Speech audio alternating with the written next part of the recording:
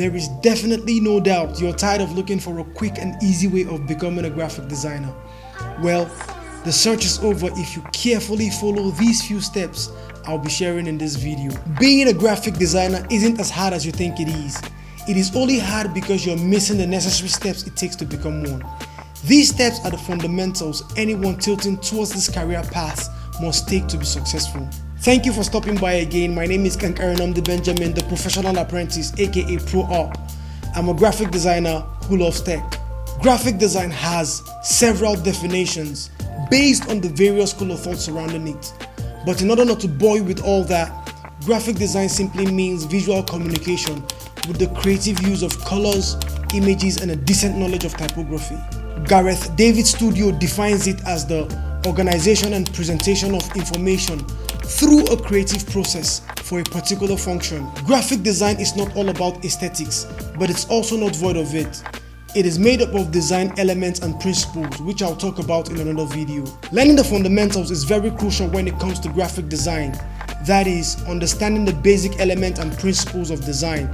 I'll say color and images are the non-verbal aspect of design, while typography is the verbal aspect of design because it spells out most of the information on any design. Of course, you need resources to learn these fundamentals, and there are online courses on platforms like Udemy and Skillshare, and also tutorial videos here on YouTube. You can watch people like Will Patterson, Satori Graphics, Anik Jain, if I mention the name correctly, Andy Tells Things, and also this channel. And I'm not ruling the fact that you need books and lots of books to also learn graphic design. Knowing the necessary tools, both software and hardware, is non-negotiable. So as a graphic designer, the first tool you need is a laptop, mouse, and probably a drawing tablet. That's if you can afford one. And the design software you need is Adobe Illustrator, Adobe Photoshop, and Adobe InDesign. And you can get softwares like Affinity Designer, Affinity Photo, and Affinity Publisher. There are other softwares which are alternatives like CorelDRAW, Inkscape, and GIMP. But for me, I just stick to Adobe and Affinity. You can work with whichever works for you. Plus, I just got into Affinity myself and I'm still on the learning path. Building your skill is a no-brainer. That is, constantly practicing design exercises and projects. For me, I play the logo quiz game on my phone, and this exposes me to more shapes and how they interact with each other. And also the Bezier game. This helps my pen tool game. You don't sleep on taking on design projects. And this doesn't really mean that you have real or actual clients to work with. You can go to websites like Fake Client and Good Brief. You just type in or you enter the industry you want to work for or design for.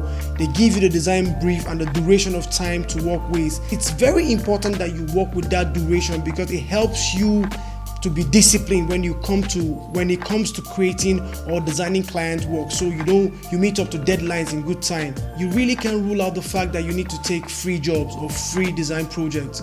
Walk up to your family and friends who run little businesses or have the intention of starting a little or local business. Just take the logo design project or their flyer designs. Do that passionately, just give them and see the response of people. And from that way, you don't know where you're going to get your big clients from or the next client from.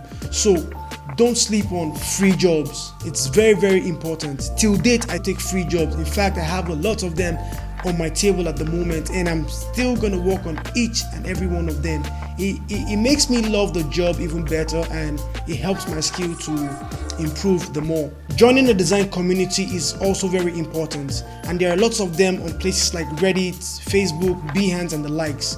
As creatives or as designers, we just love to be hermits. We want to stay in our creative spaces and die there.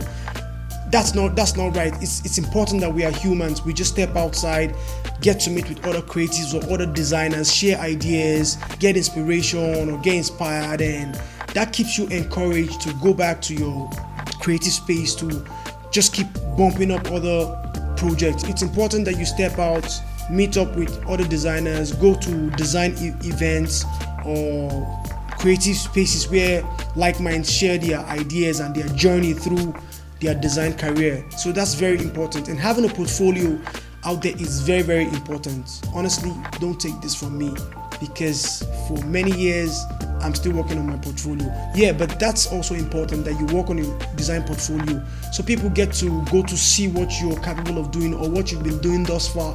And that way you get people to hire you and give you jobs to work on. For me, I'm a late reader of Austin Kleon's book, Show Your Work.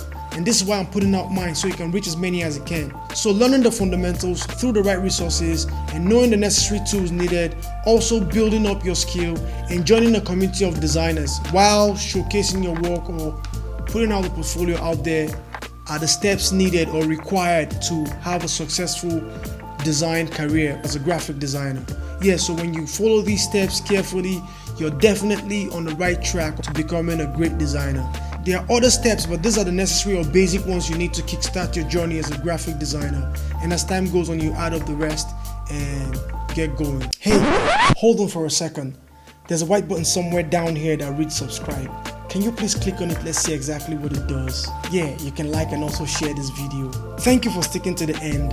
Y'all is the MVP, and I still remain my humble self, Nkarenam Benjamin, the professional apprentice, aka Pro Op.